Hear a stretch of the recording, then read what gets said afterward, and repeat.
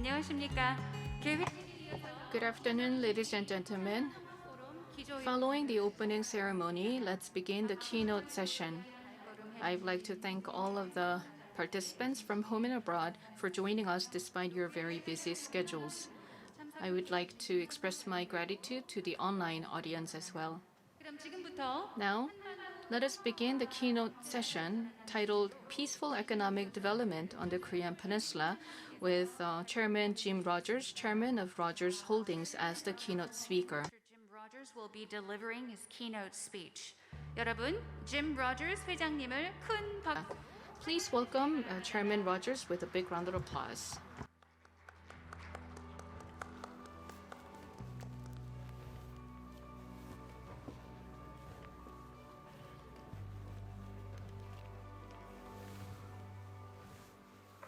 Thank you.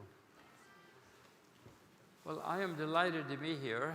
I am certainly delighted that the governor invited me back again, and I always have a lot of fun out here. But the most important thing is I hope this is the last time we ever have this conference.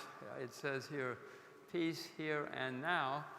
Well, I hope so. I hope we open the 38th parallel soon.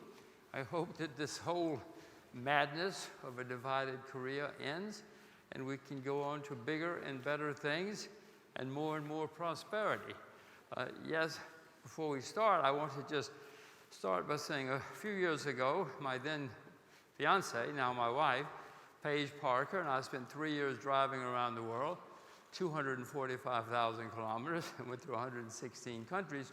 And as you can see, we got into the Guinness Book of World Records, because I'm the first fund manager to drive around the world. So in my case, it was fairly easy to get into the Guinness Book of Records. We started in Iceland. We drove through Europe, Turkey, China, Korea, Japan, Siberia, Mongolia, around Europe, 32 countries in Africa, Southeast Asia, Australia, New Zealand, down to the bottom of South America, up to Alaska, and down to the US and back to New York.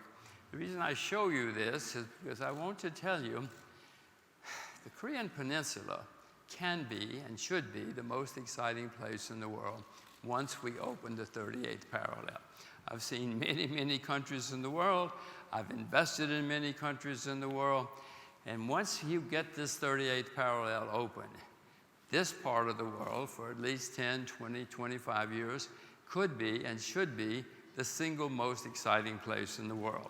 I want to show you, I'll show you 2 minutes. We started in Iceland on our trip off to the Great Wall. We did get married on the trip. Here we are cutting our cake.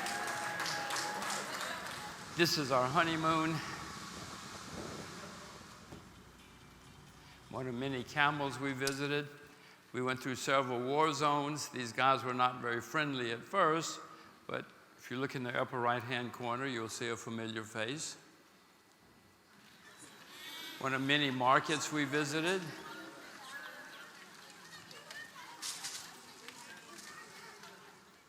One of many bad roads. A sad time, we went to an AIDS orphanage down in South Africa. We went to see King Tut. We always stopped at schools when we could. This is in India. They always wanted to have their pictures made.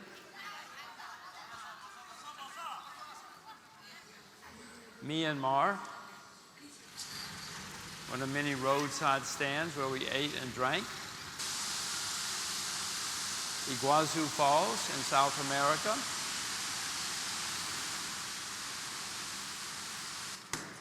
This is a bane of my existence. This is bureaucracy, red tape, regulations. This, on the other hand, is the black market. This is a much higher class of people. And when we got back to the US, we kept going. We headed up to Alaska in the dead of winter. And when we got back to New York, our first stop was the World Trade Center. That had blown up while we were gone. But I want to emphasize again, I showed you 2 minutes of going around the world. You know, I've spent 5 years driving around the world, going around twice. This could be the single most exciting place. When we got home, we rested for a while. One result of resting for a while is, as you can see, we now have a baby girl. I also want to tell you, apropos of Korea, I had never wanted children. I thought children were a terrible waste of time, money, energy. I was never, ever going to have a child. I felt sorry for my friends who had children. I want you to know I was wrong. I was completely wrong about children, and this little girl has been terrific. So please, if you're old enough, take a day off. Well, maybe go home for lunch. Have a lunch hour. You know, go home. You will have a lot of fun. Do it for yourself. Do it for Korea. Do it for the world. I took my own advice. I went home for lunch one day, and now I have another one. So you see, I'm giving you advice, but it's advice I'm acting on myself. And by the way, I know that in Korea you think boys are good, and they are. I like boys, but girls are much, much better. So when you go home for lunch, be sure you have girls. And Korea needs girls. So please, have some children, but be sure they're girls, because Korea needs children and Korea needs girls. You all know where we are very well. It's a very strategic location. It can be in the world. You know, it used to be a railroad that went up the East Coast and up the West Coast. There will be again, and Korea can become a transportation hub for Eurasia. I mean, there's no reason that this place cannot be a very exciting center of world transportation and commerce again. Once you have the railroads, once you open the 38th parallel, we can join in, we can hook in with the transportation network in China, the One Belt, One Road. The Chinese are opening up a lot, and there's the Trans-Siberian Railroad. So Korea, Hanban-do, can become an extremely exciting transportation hub when we open the 38th parallel. Someday, I want to get in my car in Busan and drive to London. We can all drive from here to London someday. All we have to do is open the 38th parallel, and we'll be off. It's a big world out there. You're in the right place. You're right here in Asia with 3 billion people. 3 billion people that don't have huge debt like we do in the West, in the US, and in Europe. So this can be and will be the most exciting part of the world once again. As you all know, I'm not the only person who knows that Korea has been doing a good job. As you can see, your stock market has gone up a lot in the past several years. But I want you to know, once we open the 38th parallel, this is going to be an extremely exciting place to invest. South Korea has huge amounts of capital and management ability. North Korea has a lot of disciplined, educated, cheap labor. North Korea has lots of natural resources. We're talking about a new country of 80 million people on the Chinese border. Most people are in favor of this. Russia, China, Japan is against it. Japan does not want the 38th parallel to open because Japan knows it cannot compete with an open Korea. But they cannot stop it. They cannot stop you, because once you open the 38th parallel and you put together the advantages of the North, the advantages of the South, this is going to be a strong, strong powerhouse. You also have the advantage that your currency has been stable. As you know, many, quote, developing markets in the world do not have stable currencies. South Korea, for whatever reason, and I mainly attribute it to good management in Seoul, you have a stable currency.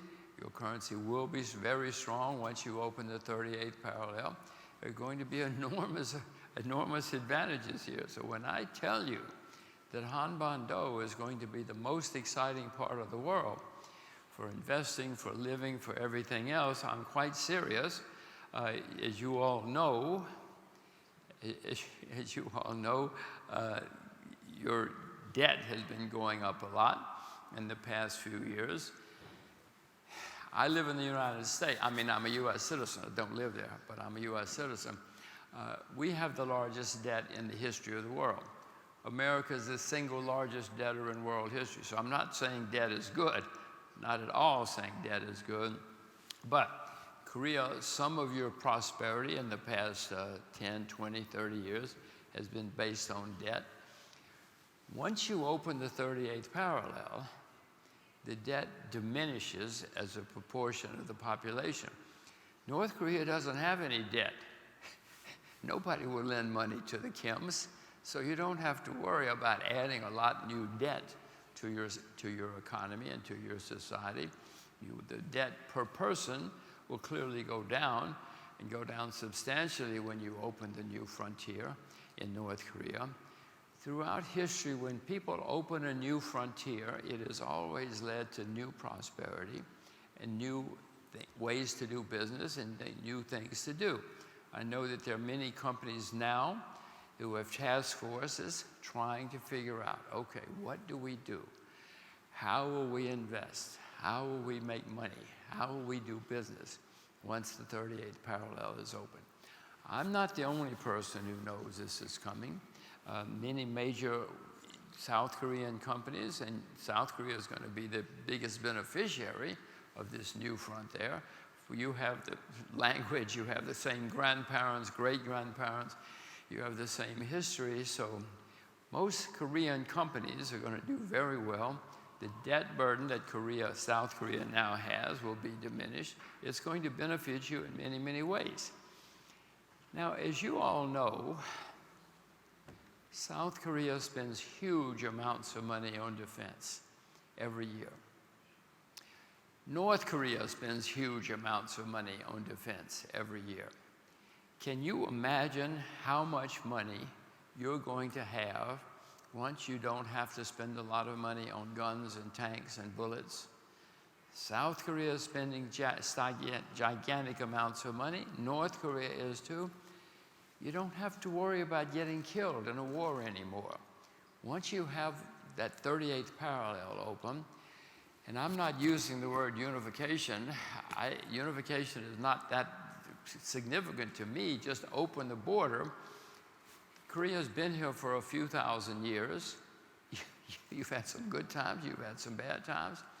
Once you open the 38th parallel, the Koreans, the 80 million Koreans who are here and who've been here for centuries, you'll figure out what to do. You don't need me to tell you what to do. You don't need anybody to tell you what you do. You open the 38th parallel, you stop spending all of this money, huge amounts of money that both of you see what a huge percentage of their gross national product is spent on defense? Maybe some people think that's good. I don't. I think we could build schools, highways, factories. We could have a big, big, big party if we open the 38th parallel and stop spending so much money on guns and tanks and bullets.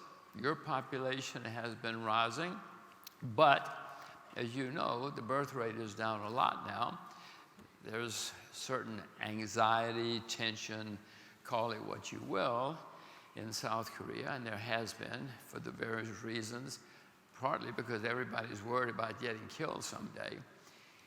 You don't have to worry about getting killed the rest of your life. Everybody has worried about getting killed all of their lives. We can stop that. We can spend the money on a big, big, big party, and we can have, as it says here, peace here and now. This can be done, and it can make the Korean Peninsula the single most exciting country in the world for a while. You know, Korea has never been on the world tourism map, the international tourism map, for many reasons. You know the reasons: war, Japan, all sorts of reasons. Once the 38th parallel is open, many people are going to say, why don't we go to Korea? Let's see what it is, what it was. They haven't been here. They go to Bali, they go to China, they go to Japan even, they go other places when they think about traveling or thinking about Asia. But once there's peace and you don't have to worry about getting killed, many adventurous tourists will come here. They will see great man-made sights. They will see natural sights, food. Many people like Korean food. I don't particularly like most Korean food, but many people love Korean food. So when the first ones come here and they see what a great, exciting place this is, culturally, nature, the whole works, you're going to have a huge tourism boom. Many things are going to boom in this part of the world, including you will start having more babies again. One other advantage that we would have if we open the 38th parallel, as many of you know, you don't have enough babies in South Korea, and you certainly don't have enough girl babies. I told you before, babies are good. I told you before, girl babies are good. They've got girls in North Korea. They've got wives in North Korea. You don't have to go to the Philippines. You don't have to go to Vietnam or Los Angeles to search for wives. There'll be plenty of females, so opening the 38th parallel will have enormous benefits for Hanbando. Your social pressures from girls, the social pressure from war, the financial pressure, the economic war from spending a lot of money on guns and tanks. There are going to be gigantic and huge changes in Hanbando. It is going to be the most exciting place in the world for a decade or two or three. As I said, China's for it. Russia's for it. Japan is against it, but they cannot stop you. Japan knows they cannot compete with an open Hanbando, an open Korean Peninsula. So get to work and do it. The main problem, of course, is the American Army. The American Army doesn't want to leave, but somewhere along the line, the Koreans are going to say, this is our country. We don't need an army of occupation again. We can open our borders. You can make peace, make a deal with the North Koreans, make a deal with the South Koreans, make a deal with China, make a deal with Russia. What a very, very exciting place. I love Korea already. Korea is now my favorite country in the world for many reasons. It is going to be such a wonderful, exciting place. All you have to do is, you see what it says? Peace, here and now. That's all you got to do. Somebody just needs to go and make a deal with Mr. Kim. It's going to change a lot of things. You get rid of the military. The money you spend on guns and tanks is going to go for other things. I will tell you what, some of you know the Western pop group, the Rolling Stones. I will bring the Rolling Stones. You bring Blackpink. We have the head of the National Assembly here. You bring Blackpink. The North Koreans can bring whoever they want. We will have a big party. We will leave the 38th parallel open. We will leave the DMZ open. And Hanbando will be a very, very exciting and prosperous place. Thank you. Thank you. Thank you.